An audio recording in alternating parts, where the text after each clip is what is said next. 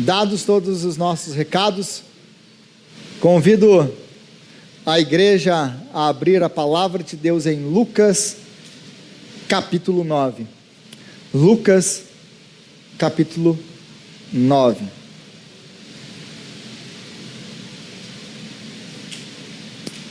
Nós vamos ler o versículo 23 a 25.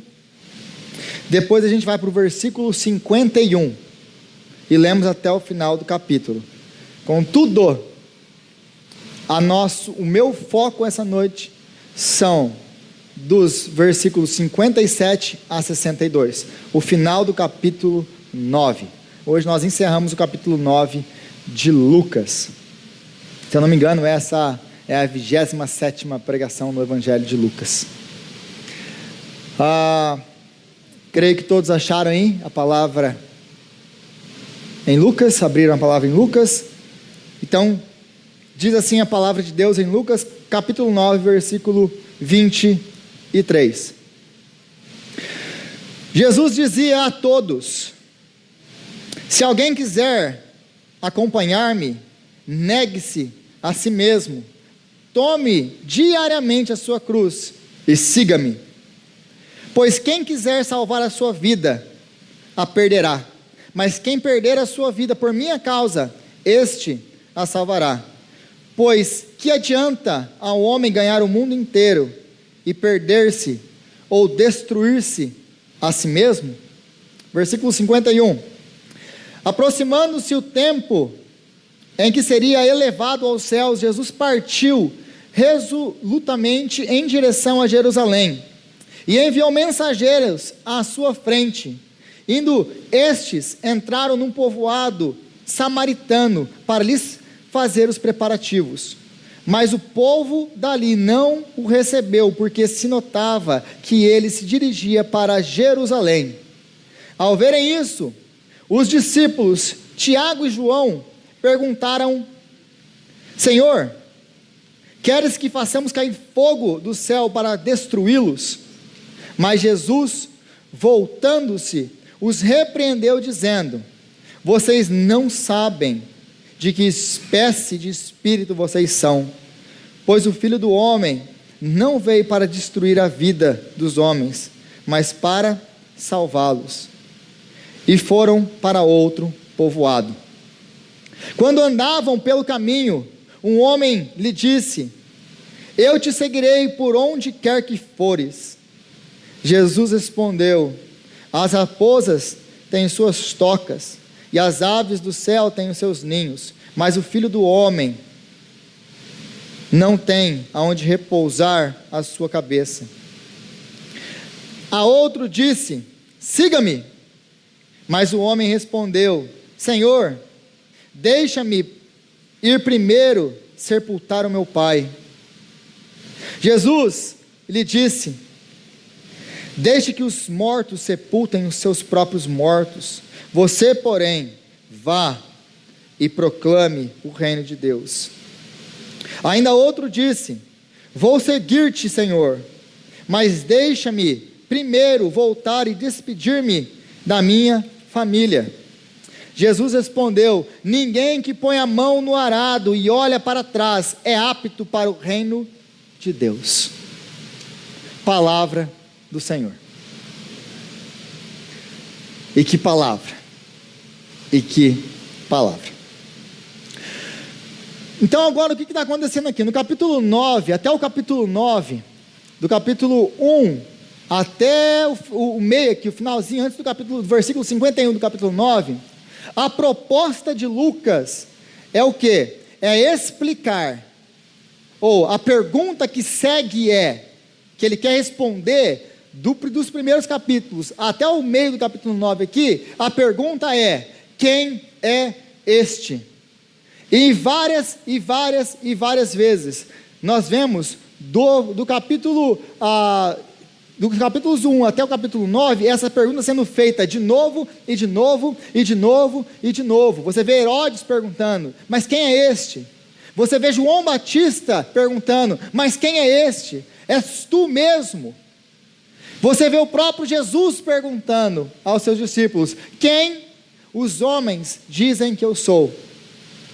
Mas e vocês? Quem vocês dizem que eu sou? Então a grande pergunta até aqui é: quem é Jesus? E para mostrar e para provar quem Jesus é, o que Lucas vai nos relatar até aqui? Milagres. Os milagres de Jesus, o poder, a autoridade que Jesus tem sobre a morte, sobre a natureza. Então ele vai curar e vai expulsar demônios. Ele vai fazer muitas coisas para demonstrar que o reino de Deus é chegado e que ele é o Messias, o Filho de Deus. Mas a partir do versículo 9, muda-se agora a pergunta. Porque se até aqui agora a pergunta era: quem é este? E essa já foi respondida com a confissão de Pedro: tu és o Messias, tu és o Filho de Deus. Respondido isso, agora os discípulos entenderam, ele precisa agora corrigir a expectativa messiânica que eles têm. Porque se você estava nas últimas pregações, você lembra que eu já disse isso, que existe uma expectativa messiânica distorcida na cabeça dos seus discípulos, como havia em todo Israel. Eles esperavam um líder guerreiro, um militar que fosse livrá-los de Roma. E Jesus vem e não faz nada disso. Porque o caráter do seu ministério e do seu reino é, em primeiro lugar, espiritual. Até o dia que ele volte e restabeleça o reino aqui na terra, onde nós reinaremos com ele para sempre. Tá?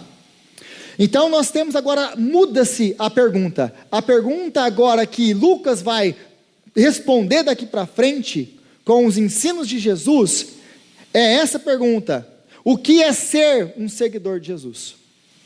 O que é ser um seguidor de Jesus? O que significa seguir a Jesus? E a essa pergunta que o texto que nós acabamos de ler está respondendo. O que significa ser um seguidor de Jesus? E é isso que eu pretendo abordar essa noite, e é isso que nós vamos ver com esse texto.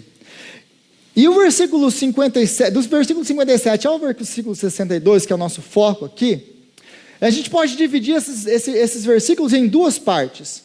Do versículo 57 ao versículo 58, nós temos dois tipos de pessoas, eu posso colocar assim, nós temos dois tipos de pessoas nesses versículos. Dividimos então em dois tipos de pessoas. Primeiro nós temos o idealista de um lado, que é essa primeira pessoa que aborda Jesus dizendo que vai o seguir. Esse é o idealista. Então, versículo 57 e 58 está falando do idealista. Do versículo 59 a 62, nós temos os realistas. Então, temos dois grupos de pessoas aqui: os idealistas e os realistas. Tá bom? Aí, se você voltar para o versículo 57, de novo, diz assim: quando andavam pelo caminho, um homem lhe disse: eu te seguirei por onde quer que fores. Jesus respondeu: as raposas têm suas tocas e as aves do céu têm os seus ninhos, mas o Filho do Homem não tem aonde repousar a cabeça. Esse homem que se aproxima de Jesus e diz para ele: Jesus, eu te seguirei por onde quer que fores. Ele é aquilo que nós chamamos de idealista. Por que idealista? Porque ele tem na cabeça dele algumas expectativas. Ele ouviu falar de Jesus, ele ouviu falar dos ensinos de Jesus, ele provavelmente viu alguns dos milagres de Jesus. Então esse homem, ele cria algumas expectativas no seu coração do que é servir a Jesus, do que é seguir a Jesus, do que é estar andando com Jesus. Então ele já chega para Jesus todo empolgado com esse negócio de reino de Deus. Porque assim como os discípulos vão fazer já fizeram no capítulo 9 e vão fazer de novo no capítulo 10, o que eles fazem no capítulo 9? No capítulo 9, um pouquinho antes, se você ler, os discípulos eles estão discutindo quem é o maior, ou quem vai se sentar à direita e à esquerda de Jesus, quando Jesus começar a governar no seu reino. Porque eles ainda têm na cabeça, a despeito do que Jesus já disse para eles, que Jesus, que o Messias precisa padecer, sofrer, morrer e ressuscitar, já tinha dito isso a eles, mas eles ainda não entenderam. Então eles ainda estão preocupados. Jesus está dizendo, eu vou morrer, e os discípulos estão preocupados com posição no reino. Eles estão preocupados quem que é o maior entre eles. E Jesus olha para eles e fala assim, vocês não entenderam nada. Então eles ainda têm essa cabeça material. Esse homem chega para Jesus do mesmo jeito. Ele chega com um ideal na cabeça do que Jesus vai fazer, do que é esse reino que ele está trazendo. Então ele já fantasiou tudo aquilo, e ele fala, nossa, vai ser muito vantajoso esse negócio desse novo reino. Ele é um homem idealista, que se identificou com os ideais que Jesus pregava. Então ele vem para Jesus, vou te seguir, não importa para onde, estou contigo e não abro. E ele vai então, Jesus vai precisar fazer o quê? Corrigir ele. Por quê? Porque esse homem, ele não está compromissado com Jesus. Ele está compromissado com os seus próprios ideais, que batem com aquilo que ele pensa ser os ideais de Jesus. Mas o problema de gente assim, que chega todo empolgado, que não, que eu vamos fazer, que eu estou com você, e a gente vai servir aí, a gente vai estar junto, e vai acontecer, e às vezes ele vem aqui, está na igreja, acontece isso, você está lá, está na igreja, a pessoa vem, aparece empolgada, e vai servir, e vai fazer, e vai acontecer, aí de repente a pessoa começa a andar com você, um pouco, aí ela começa a ver, que não é bem isso que ela esperava, e ela faz o quê? Vai embora. Por que ela vai embora? Porque ela não estava compromissada com Jesus, ela estava compromissada com seus próprios ideais. E é exatamente isso aqui que Jesus está fazendo. Aliás, gente, se Jesus fosse um pastor hoje, aquele negócio, né, a igreja dele, não sei se ela cresceria muito rápido, né? Por quê? Porque Jesus, ele vira e mexe, está lá as multidões, aí ele fala alguma coisa e ele manda todo mundo embora. Aí imagina que os visitantes chegam aqui hoje, né? E aí falam, não, eu gostei, estou com você, a gente vai estar junto e tal. Aí eu falo assim, aí eu chego para a pessoa e falo alguma coisa assim, mas você nem entendeu nada ainda, como que você quer servir, quer seguir, quer estar aqui com a gente? Tipo assim, já joga um balde de água fria na pessoa. O que a pessoa faz? Fala, ixi, esse cara é doido, vai embora daqui. Você imagina, Jesus, esse homem, ele chega para Jesus e fala, Jesus, estou com você, quero te servir, eu vou abrir mão de tudo e vou te seguir. Mas Jesus sabe uma coisa que muitas vezes a gente não sabe. Primeiro, ele não bajula ninguém, porque ele conhece o coração. Ele fala, meu filho, você não sabe o que está falando. Então Jesus vai precisar corrigir a expectativa dele, porque o compromisso dele, mais uma vez, não é com Jesus, é com ele mesmo. Então Jesus, ele vai falar aí no versículo 58 o que ele falou. Olha, tudo aquilo que você pensa que eu vou te dar, ou tudo aquilo que você pensa que você vai ter em me seguir, você não vai. Você não vai. Por quê? Porque tudo que você pensa que o mundo tem, e tem valor para o mundo, eu não tenho. Porque eu não tenho nenhum título, porque eu não tenho nenhum dinheiro, porque eu não tenho nenhuma posição social, porque eu não tenho nenhum tipo de influência nas castas mais altas da sociedade.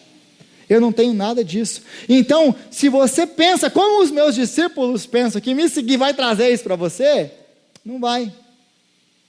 Não vai. Eu não tenho nada disso. Contudo, mesmo não tendo nada disso, se você me seguir, se você entender o que é me seguir, e me seguir com a motivação correta, eu posso te garantir uma coisa, você vai ganhar vida, e vida eterna. Você vai ganhar aquilo que ouro e prata não podem comprar. Você vai ganhar uma vida abundante. E você vai ser instrumento nas minhas mãos, para transformar outras pessoas, porque eu não tenho posição, eu não tenho dinheiro, eu não tenho nada que esse mundo valoriza, e mesmo assim, eu sou o homem que mais influenciou, e que mais influencia pessoas até hoje.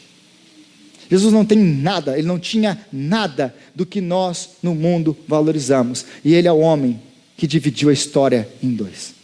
Ele é o homem que continua a influenciar pessoas, que ainda hoje, pessoas morrem por amor a Cristo. Então ele está nos prometendo um reino que é completamente oposto ao reino que essas pessoas idealizam. Então esse homem, ele tem que ser corrigido por Jesus. E aí, seguir a Jesus não é ser apenas um estudante de Jesus. Seguir a Jesus não é apenas estudar teologia com Jesus. Porque nesse texto de Lucas ele não fala quem é esse homem que aborda Jesus. Mas Mateus, no texto paralelo, ele vai nos falar quem é esse homem. E ele vai falar que ele é um mestre da lei. Ele é um mestre da lei.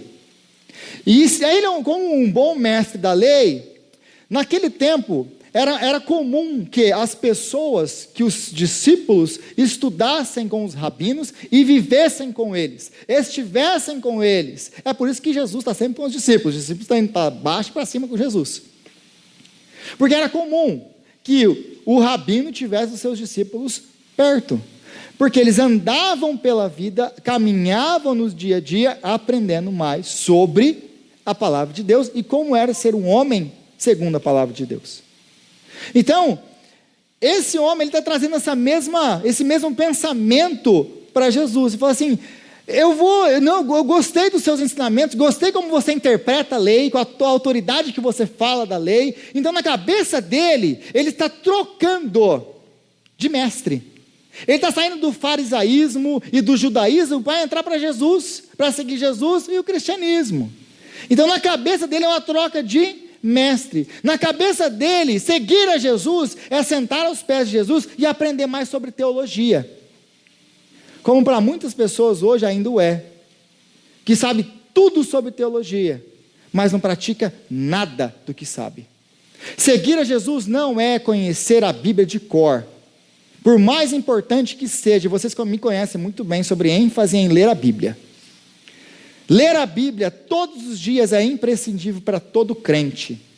Todo crente. Oração e Bíblia, nós não abrimos mão.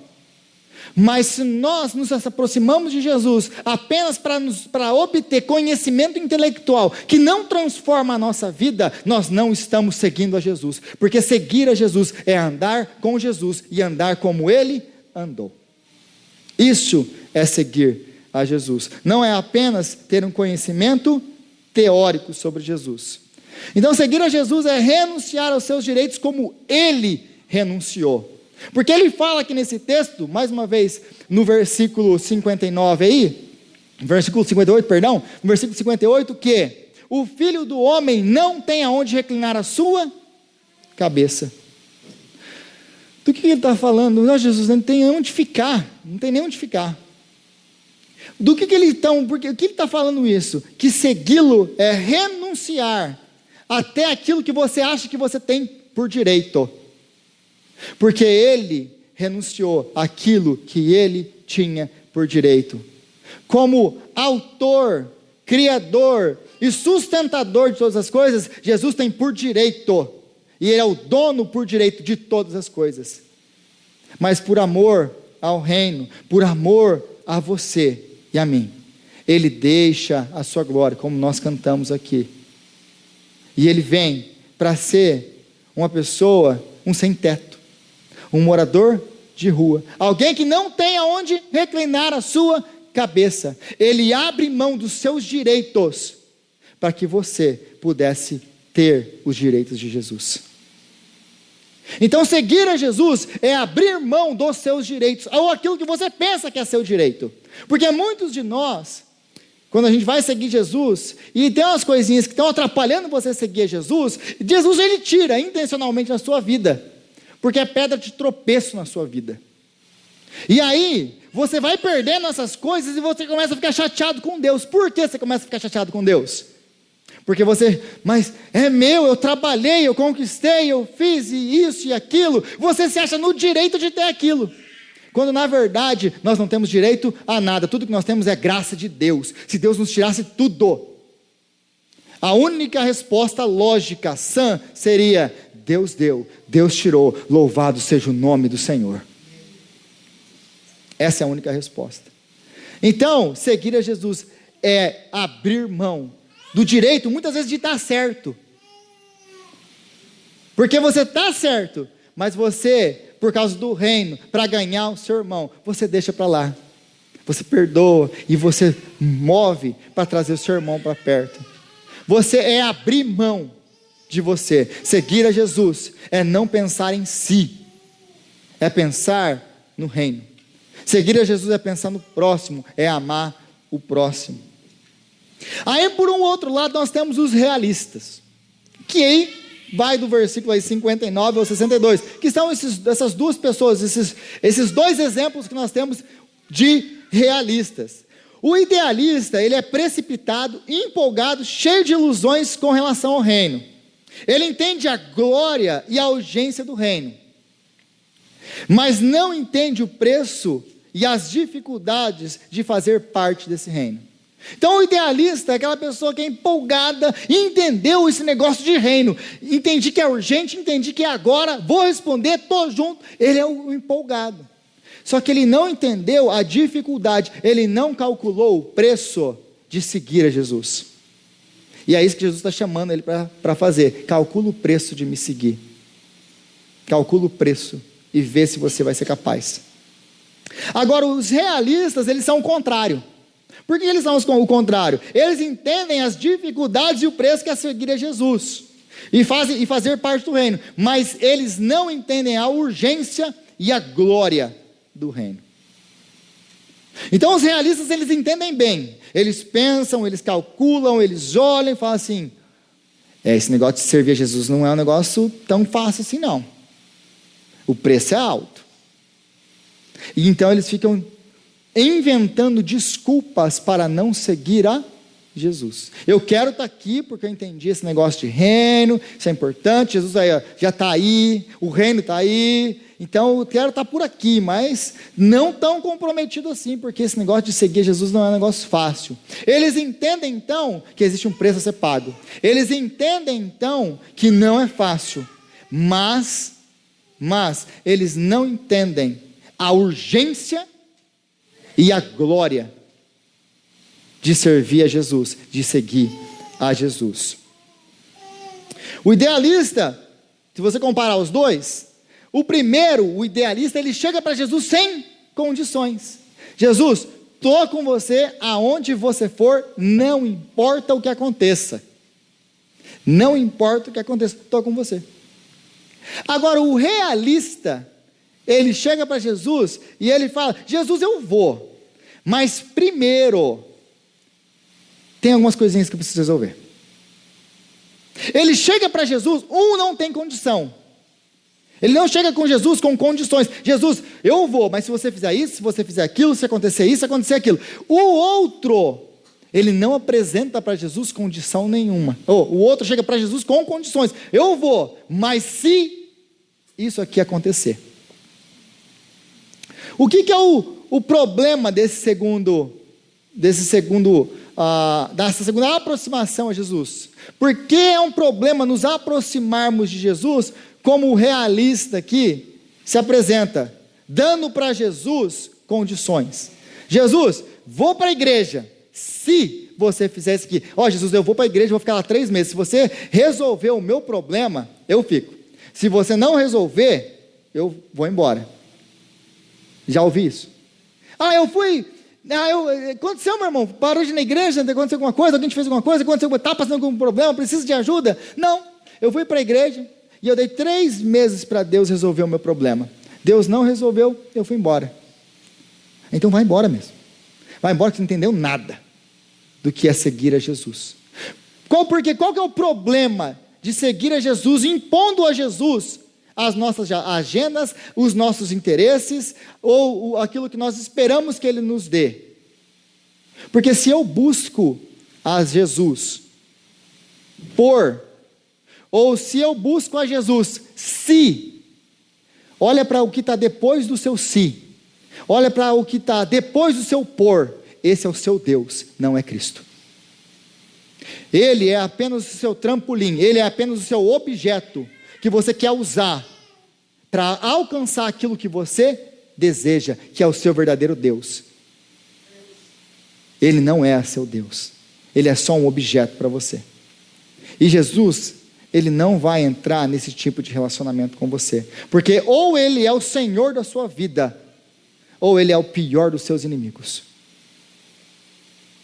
Porque a gente está acostumado com um Deus bonzinho, mas a Bíblia diz que se ou você está em Cristo e é salvo, e você é filho de Deus, ou sobre você está a ira de Deus, ou você é filho e ele é seu pai, ou ele é o pior dos seus inimigos. Porque eu não sei você, mas terrível coisa é cair nas mãos do Senhor.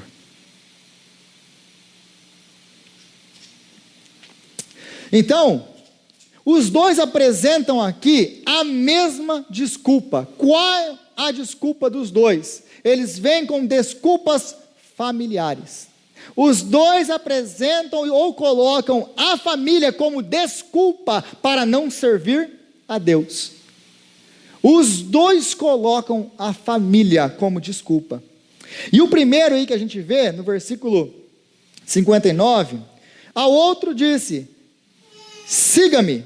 Mas o homem respondeu: Senhor, deixa-me ir sepultar o meu pai. Deixa eu abrir um aspas na minha pregação, que não estava aqui, mas eu preciso colocar isso aqui. Jesus fala para ele: siga-me. E ele faz o quê? Senhor, eu vou, mas coloca uma condição. Se você for para o livro de Jó, e lá no livro de Jó, você tem o maior discurso de Deus na Bíblia. E Jó fazendo um monte de pergunta para Deus, pergunta para Deus, pergunta para Deus. Ah, se eu pudesse encontrar com o Senhor. Ele ouviu umas coisas minhas. Eu queria ver o que ele ia responder. E ele desafia Deus. Então Jó, ele vai fazendo as suas perguntas, e chega num ponto que Deus... Você quer conversar comigo? Eu estou aqui. Chega aí, a gente vai conversar. Mas antes de você fazer suas perguntas, Jó, deixa eu te falar uma coisa. Aonde você estava, Jó, quando eu criei o mundo? Aonde você estava, Jó, quando eu coloquei os alicerces da terra? Ou na linguagem dos profetas, aonde você estava quando eu medi com a palma das minhas mãos o tanto de água que vai no mar? E quando eu disse para as ondas orgulhosas do mar: até aqui vocês vêm, mas daqui vocês não passam. E o mar diz: amém. Aonde você estava quando eu peguei as estrelas e eu as tirei do seu lugar e coloquei cada uma no lugar em que elas deveriam estar? Estrelas 100 vezes maiores do que o nosso sol. E todas as estrelas dizem: amém. Aonde você estava? E ele vai indo, e ele vai indo, e ele vai indo, e ele vai indo. E aí Deus, ele cria o ser humano, e aí Deus, ele encarna, se torna homem. E Deus então, ele chega para essa pessoa, para esse homem, e diz: siga-me. E o homem diz: eu vou, mas... o que Deus tem que fazer conosco? Porque essa é a minha resposta, essa é a sua resposta. Ah, hoje tem culto, vai para a igreja. Ah, Deus, hoje não, está quente, eu vou para a praia. Engraçado, né? Aí você vê como que a figura muda. Ah, Deus, hoje está muito frio, está nevando. O que Deus tem que fazer conosco? Aí você começa a entender o que é pecado. A única coisa que nós merecemos de um Deus santo é a ira, é a condenação, por causa da nossa rebelião. Porque Ele nos chama: segue-me, e nós dizemos não. Ou eu vou, mas eu vou da minha maneira para acalmar a minha consciência que me acusa se eu não for. Então, nesse caso, você não está servindo ou seguindo a Jesus. Você está servindo e seguindo a você mesmo, para apenas acalmar a sua consciência que te acusa. Mas no último dia, o resultado disso não é a salvação. E aí então, voltando para cá, ele dá essa desculpa: eu vou, Jesus, mas primeiro eu vou sepultar meu pai. Deixa-me ir sepultar meu pai. E aí a gente precisa entender o que está acontecendo aqui. Por quê? O que está acontecendo aqui? Era obrigação dos judeus cuidarem dos seus pais. É o mandamento do Senhor: honra o teu pai e a tua mãe. Então, para aquela geração, para aquelas pessoas, para aquele povo, para aquela cultura, sepultar ou dar um sepultamento, um enterro digno, era algo extremamente importante.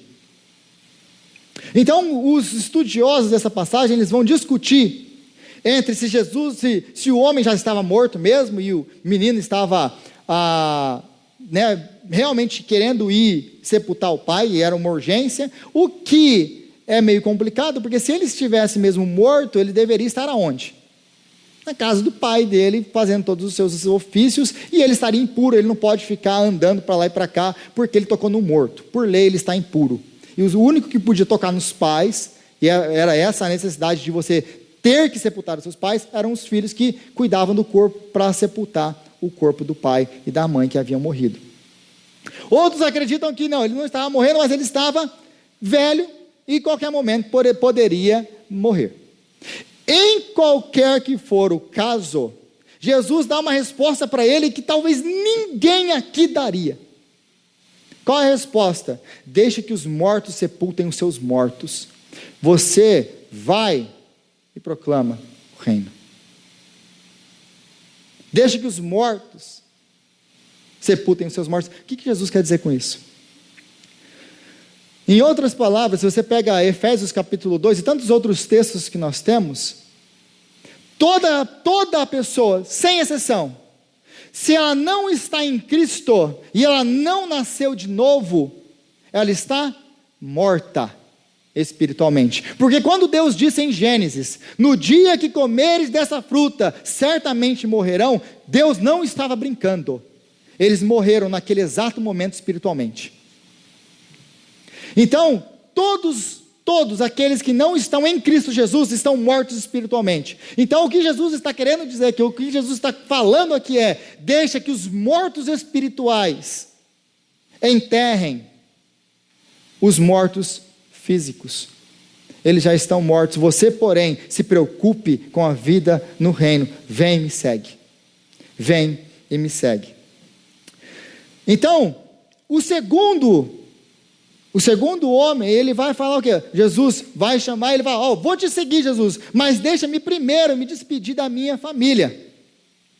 E isso aqui é muito interessante, porque isso aqui está muito conectado com o quê? Com o chamado de Elias para Eliseu. Elias e Eliseu. Se você abrir lá em 1 Reis 19, você vai encontrar essa história, que Elias está passando, joga a capa lá em Eliseu, lembra disso? E aí, Eliseu fala o que para Elias? Me deixa primeiro me despedir dos meus pais. Mas ele volta lá também, e ele pega os bois que ele estava arando, e aliás, é por isso que ele vai falar de arar a terra aqui. Ele estava arando a terra, Elias passou, jogou a capa, Eliseu falou: me deixa me despedir dos meus pais. E então, pois não? Vai, quando ele volta, ele queima, ele pega o seu material, que era feito de, as suas ferramentas que eram feitas de madeira, coloca ali e queima aquilo ali tudo como holocausto, sacrifício ao Senhor, e segue Elias. Então essa história nos remete a isso, mas Jesus não deixa o homem ir. Ele fala assim: não vai não. E aí o que acontece? O que Jesus está fazendo? Gente, por que Jesus era o cara que só ia lá se despedir dos seus pais? E outras vezes vai ter os debates teológicos sobre isso aqui, sobre ele querer, se ele estava mesmo querendo só se despedir, ou se ele estava dizendo assim: me deixa cuidar dos meus pais primeiro, e quando eu acabar de cuidar da minha família, dos meus pais, então eu vou. E Jesus está falando, de qualquer maneira, seja um caso, seja outro caso, Jesus está falando o quê? Não. Nossa, mas Jesus, esse Jesus é meio... ele é restrito no negócio mesmo, né? Quem que pode então, se esse é o caso, quem que pode servir e seguir a Jesus? É por isso que Jesus mesmo diz que a porta é pequena, é estreita. E não apenas a porta, porque a gente fica com a porta estreita, mas o caminho também é estreito que leva à salvação. Não apenas a porta é estreita, o caminho é estreito, mas ampla é a porta e amplo é o caminho que leva à perdição. Não gostou de nada disso aqui? São as palavras do nosso Jesus, porque talvez você vai chegar aqui: Rodrigo, eu não concordo com o que você falou isso. Esse negócio de família, não, mas família, Rodrigo, olha a família. Não sou eu, essa não é a minha interpretação, é a palavra de Deus. É Jesus que está falando. Você deixa e me segue. Você deixa e me segue. Por que Jesus estava falando dessa maneira? Gente, quem disse para honrar pai e mãe? Da onde veio a lei para honrar pai e mãe? De Jesus. De Jesus. Mas o que ele está deixando claro para nós aqui é que existe, apesar de ser muito importante os nossos relacionamentos familiares, especialmente importante os nossos relacionamentos entre pais e filhos, e o nosso dever de honrar os nossos pais, existe um relacionamento que é inegociável, é um relacionamento que está acima de todo relacionamento, entre marido e esposa, entre filhos e pais, entre qualquer pessoa. Existe um relacionamento mais importante do que todos os outros relacionamentos na nossa vida, é o nosso relacionamento com Jesus Cristo. Ele toma precedência, ele está acima de todos, nada pode se comparar a ele. Se tem algum outro relacionamento na sua vida que está acima do seu relacionamento com Cristo, esse relacionamento é um ídolo na sua vida, e ele é o Deus da sua vida, e não é Jesus. Nossa, mas isso é a palavra de Deus. Ele é o centro, ou ele não é nada nas nossas vidas. Então seguir a Jesus é estar acima de todos os nossos relacionamentos. Seguir a Jesus está acima de todos os nossos relacionamentos. E aí, eu estava pensando sobre isso, e sobre essas duas desculpas, as desculpas familiares, e me veio à mente as nossas desculpas, que são familiares muitas vezes. E a gente, para não servir a Deus, a gente faz o seguinte: vamos lá servir com a gente, vamos seguir Jesus com a gente. Aí nós temos algumas respostas para isso. Quais são elas?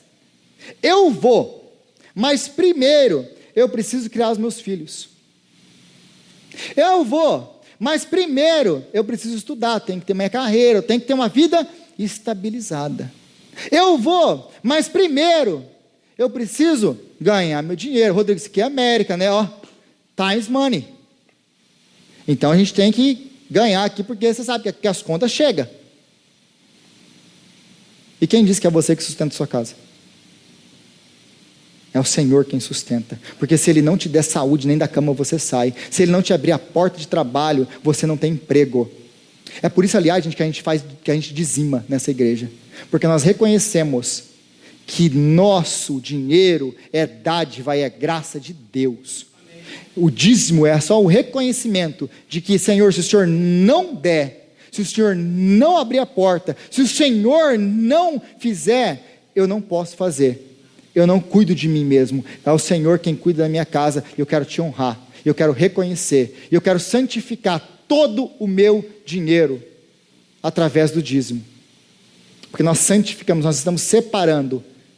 E quando nós estamos separando 10%, então estamos entregando à igreja 10%, não significa que é da igreja 10%, é tudo de Deus. Você está santificando todo ele para o uso de Deus. Porque para usar na sua casa, para pagar as suas contas, para alimentar você, para fazer tudo o que você tem que fazer, esse dinheiro está santificado. E ele vai ser uma bênção na sua vida. Ele vai ser uma bênção na vida. E vai ser para a glória de Deus. Para a glória de Deus. Então, nós podemos chegar para Jesus com essas desculpas. Mas Jesus, eu preciso disso, eu preciso fazer isso. Mas Jesus, eu preciso cuidar dos meus filhos. Tem filho pequeno, tem que criar, tem que trabalhar. Mas Jesus, eu preciso, Jesus sabe de todas as suas necessidades. Jesus conhece a cada uma delas. Todas elas. Todas elas. Então você acha que para Jesus, se eu chegar para Jesus, mas Jesus, olha, eu tenho que parar de ajudar na igreja, por quê? Porque agora chegou a minha família do Brasil. Então, porque a minha família do Brasil chegou, eu tenho que agora trabalhar em outro emprego, então eu tenho que sair dos ministérios da igreja, por quê? Porque eu preciso ajudar. Gente, isso é um motivo legítimo, é uma coisa, nossa, olha, e a gente para pensar, e eu paro para pensar numa coisa dessa, eu falo assim, não é verdade, isso é um motivo legítimo, né, para dar um tempo, para dar uma pausa, aí a gente vai orar por isso. Deus, e o que eu aconselho nesse caso? Aí Deus, ele fala uma palavra dessa para mim, que ninguém, absolutamente ninguém tem desculpa para não seguir a Jesus e servi-lo, porque seguir a Jesus é servir a Jesus.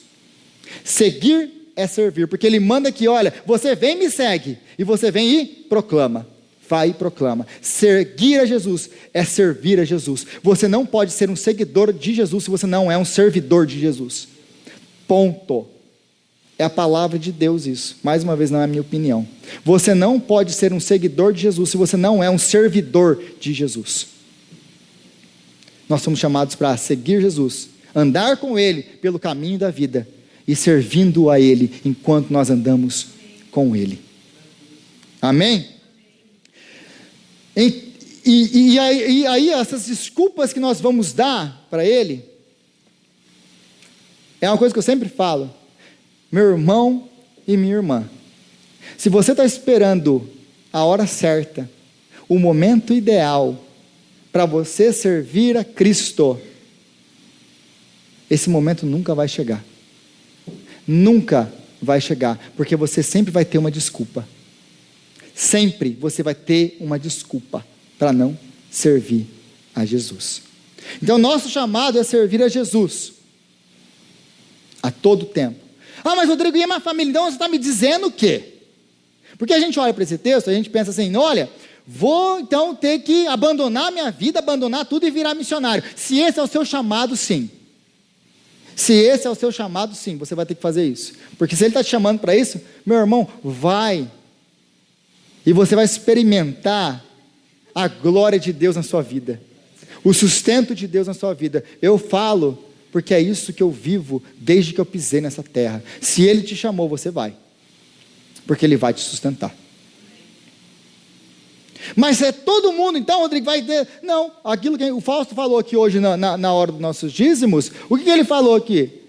Nós estamos aqui, tem muita gente no campo missionário, nós estamos investindo nessas pessoas, para que essas pessoas proclamem o reino. Se você não foi chamado para ir, você foi chamado para sustentar, ponto. Se você não foi chamado para ir para o campo, você foi chamado para sustentar o campo. Esse é o nosso chamado. Ah, mas eu digo que não fui chamado como missionário. Aliás, gente, só tem imigrante aqui. Só tem missionário aqui.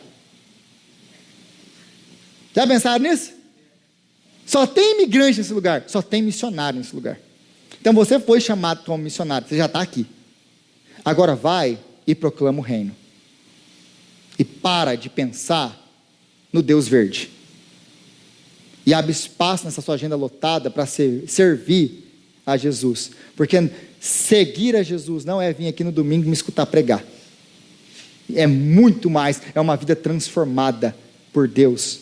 É uma vida de constante caminhada. Você não segue Jesus uma vez por semana. Você segue Jesus a partir do momento que você abre o olho de manhã.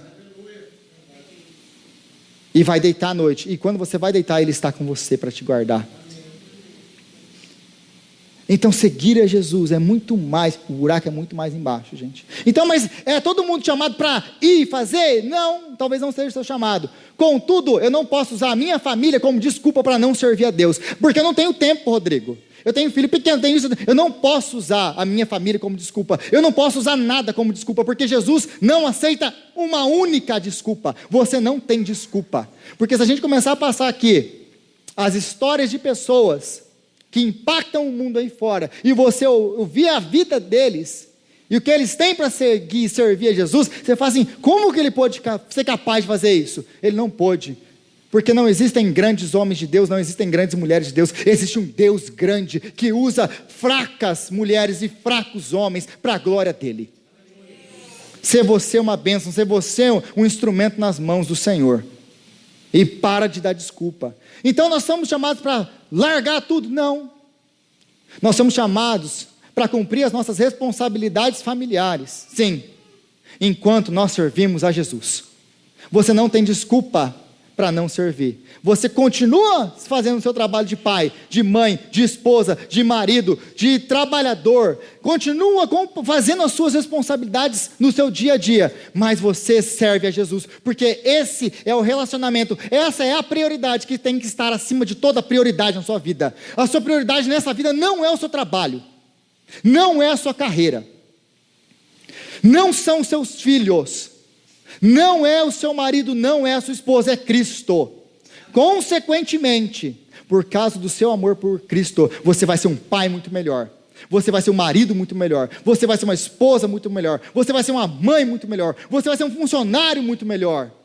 Então isso aqui não é desculpa para você negligenciar as outras coisas. Mas é servir, é se dedicar, é fazer todas as coisas como se fosse para Deus e não para homens, servindo a Ele em tudo que você fizer, porque o seu trabalho é o seu ministério, é o seu campo ministerial, tudo é para a glória de Deus. Na vida do crente não tem nada secular, tudo é santo. Você pôs a mão, é santo. Amém? A urgência de seguir a Jesus. O realista, ao contrário do idealista, não entende a urgência de seguir a Jesus. O idealista, por causa da empolgação dele, ele entendeu e ele quer seguir. E ele entendeu a urgência, ele quer seguir essa urgência.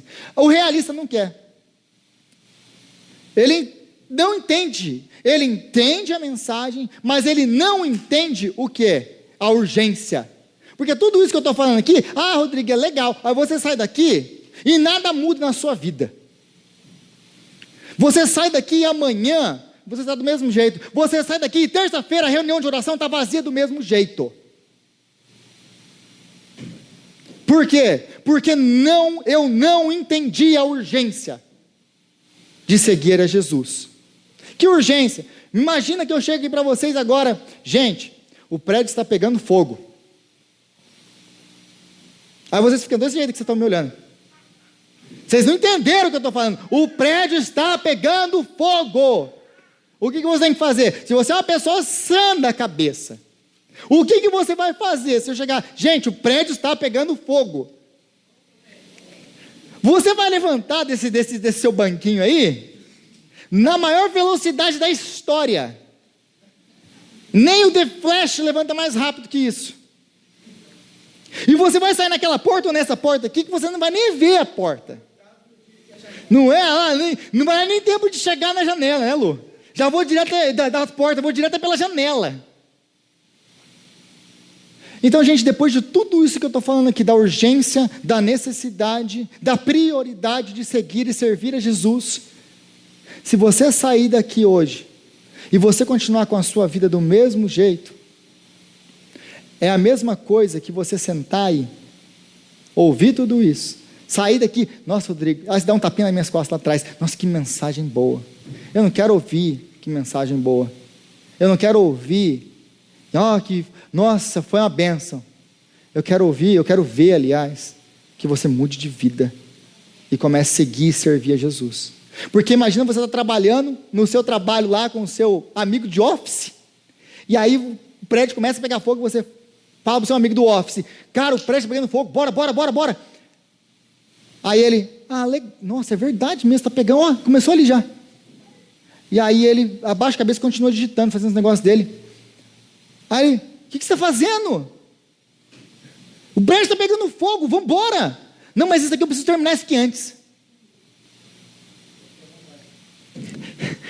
Fica à vontade, porque eu estou indo embora.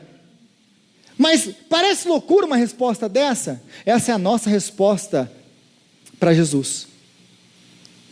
Jesus fala, o prédio está pegando fogo.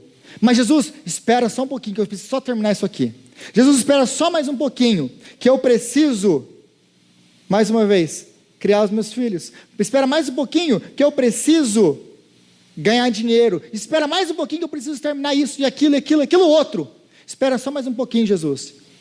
Mas pode ter um dia, que o espera mais um pouquinho, não tenha um outro dia.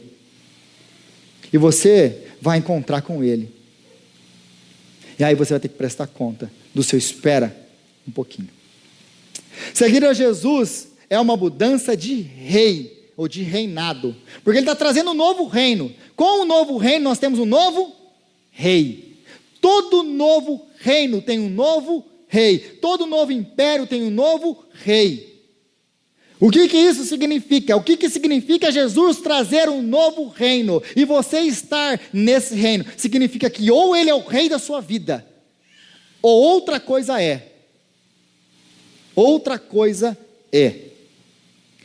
Se seguimos a Jesus quando queremos, quando podemos, ou quando faz sentido para nós, nós não estamos seguindo a Jesus, nós estamos seguindo e servindo a nós mesmos.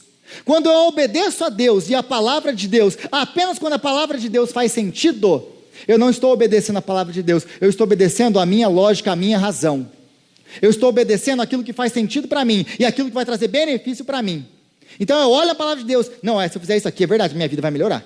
Então eu vou obedecer, por quê? Porque faz sentido para mim, porque vai ser benéfico para mim. Isso não é obedecer a Deus. É você se obedecer. É você se amar. Quem está no trono da sua vida, do seu coração, não é Cristo, é você mesmo. Não é Cristo, é você mesmo. Seguir a Cristo é obedecê-lo, mesmo quando não faz sentido, mesmo quando não é legal, mesmo quando não é prático, e mesmo quando toda a situação diga ao contrário. Inclusive as pessoas que te cercam. Seguir a Cristo e obedecer a Cristo é segui-lo e obedecê-lo quando nada faz sentido e quando tudo está contrário a isso. Isso é servir. Isso é fazer de Jesus Cristo o rei da sua vida. Ele então é o rei da sua vida. Caso contrário, ele não é. E Jesus Cristo não divide o trono dele com ninguém. De eternidade em eternidade, tu és Deus. Nós cantamos aqui essa noite, reinos se levantam e reinos caem, mas o trono, o reino dele permanece para sempre. Ele vai ser ou o rei da sua vida, ou ele tem a soberania sobre a sua vida, ou ele não tem. Amém. Ou ele é rei, ou ele não tem um segundo lugar. E aí ele fala, ninguém pega no arado, no último versículo aí, e começa a olhar para trás. E mais uma vez ele está lembrando da história de quem? De Elias e Eliseu.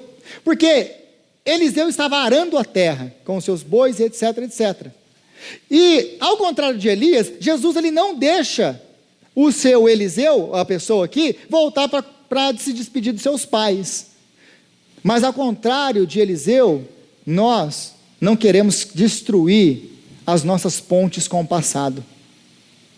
Ao contrário de Eliseu, que pega os bois, que pega as suas ferramentas de trabalho, o seu ganha-pão, destrói tudo e fala assim, Deus, agora eu estou por conta, é para você mesmo que eu vou viver. Se o Senhor não me sustentar, nem para onde voltar eu tenho. Basicamente isso, quando eu saí do Brasil, foi mais ou menos assim, eu dei tudo que eu tinha. Presa, tudo. Ficou nada. Falei, Deus, se eu for e não tiver nada lá, eu não vou ter nada para voltar. Mas eu sei que o Senhor vai prover, eu sei que o Senhor vai sustentar. Porque o Deus que me chamou é fiel para cumprir com o chamado dele. E eu tenho experimentado isso ano após ano aqui nesse mundo. Então, servir a ele é você pegar no arado e olhar para frente. Por que ele não podia olhar para trás? A pessoa que está arando a terra, por que ela não podia olhar para trás? Porque os bois se desviam, tudo se perde, todo o seu trabalho se perde. O que é olhar para trás aqui? O que Jesus está querendo nos ensinar com isso aqui? Olhar para trás é lembrar do reino que nós pertencíamos, do reino das trevas que nós fomos tirados e trazidos para o reino da luz, e lembrar, nossa, eu era feliz, isso aqui eu gostava, e comparar o reino da luz com o reino das trevas, e lembrar que aquilo ali me fazia feliz. Nossa, como era gostoso, era igual Israel fazia, quando Israel saiu do Egito. Lembra de Israel, quando eles saem do Egito, e aí eles começam, depois dos milagres, depois de tudo que Deus fez, do maná, de ver o mar abrir, de tudo que eles viram Deus fazer, o que eles falam para Deus? Nossa, o Senhor nos trouxe para esse lugar, para morrer nesse deserto. Será que foi por falta de túmulo no Egito, que Ele nos trouxe para cá? Agora a gente está aqui, não tem nem carne para comer. Lá no Egito, a gente se sentava ao redor das panelas de carne e comíamos quanto nós queríamos. É verdade isso? Eles eram escravos. E há muitas vezes assim que você vê gente vindo do Brasil. Imigrante é um negócio legal. Mas lá no Minas, lá no Paraná, nós passávamos uma dificuldade, um aperto, não tinha um cachorro para puxar pelo rabo. Aí vem para cá no desespero. Aí chega aqui e começa a falar mal dos Estados Unidos. Porque aqui isso. Meu irmão, volta. O avião está ali. Pega e volta. Porque aqui o negócio aqui é mais apertado mesmo. Você não está disposto? Volta de onde você veio. Aí tem esse saudosismo. Já conheceu gente aqui nos Estados Unidos assim ou não? Existe um saudosismo. Nossa, porque lá era assim. Era nada. É mentira sua. Sentava ao redor de panela de carne. Mal colocava arroz dentro do prato. E aí está aí, reclamando dos Estados Unidos. Essa terra aqui é muito ruim. Então, o que acontece no meio de tudo isso aqui? Pegar no arado e ficar olhando para trás, você nunca vai conseguir servir a Jesus e seguir a Jesus dessa maneira. Por quê? Porque a glória desse reino é completamente diferente da glória desse reino aqui. A glória do reino de Jesus não é a glória do reino das trevas. A alegria do reino de Jesus não é a alegria das trevas. A alegria de Jesus são por coisas eternas, que nós ansiamos. A nossa alegria são as coisas que não se veem, porque as que se veem são passageiras. E aí, é interessante essa pergunta, e nós terminamos com isso aqui. É interessante a pergunta dos discípulos no versículo 55. Porque Jesus ele está indo, né? Vai passar por lá, eles são mandados a fazer os preparativos. E aí eles fazem o quê? Eles rejeitam Jesus. Isso é uma coisa que nós vamos ver constantemente, é Jesus sendo rejeitado. E aí Jesus está sendo rejeitado, e aí o que acontece? Eles falam assim, olha, Jesus, o que você quer que a gente faz? Quer que a gente faz fogo cair do céu? Para consumir esses pecadores? Sim ou não, Jesus? Por que eles falam isso? Já pararam para pensar sobre isso? Porque eles acabaram de vir do Monte da Transfiguração, João e Tiago. E o que eles viram no Monte da Transfiguração? Elias. E o que Elias fez para demonstrar que ele era um homem de Deus? Quando Acasias mandou, lá em 2 Reis, quando Acasias mandou o comandante com 50 soldados, homem de Deus, o rei quer falar com você. Se eu sou homem de Deus, que caia fogo do céu e consuma vocês. Aí vai um segundo grupo. O segundo grupo fala mesmo, homem de Deus, se eu sou homem de Deus, que caia fogo e consuma vocês. O terceiro é mais esperto. O terceiro fala, tem misericórdia de mim, meu Senhor. Tem misericórdia de mim.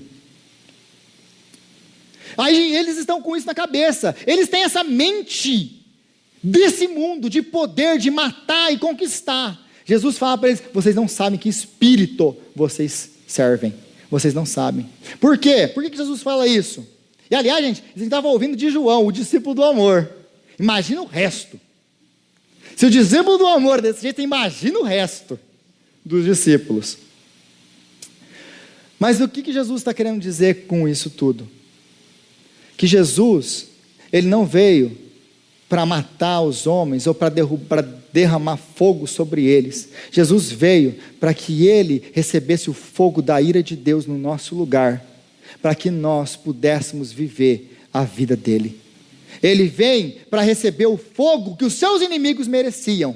Nós, estou falando de mim e de você, nós, para que você pudesse receber aquilo que é dele, a filiação, a adoção, a justificação. Jesus veio e entregou tudo tudo para te servir, para te salvar. Ele exige nada mais, nada menos do que tudo, porque Ele é digno. Ele é digno. Senhor, nós te agradecemos pela sua palavra e nós pedimos a Ti, Pai, nos dá graça para seguir o Senhor e servir ao Senhor. Nos dá graça para seguir e servir a Jesus, sem desculpas. Sem desculpas. É o que nós oramos, é o que nós pedimos. Em Teu nome, Jesus. Amém.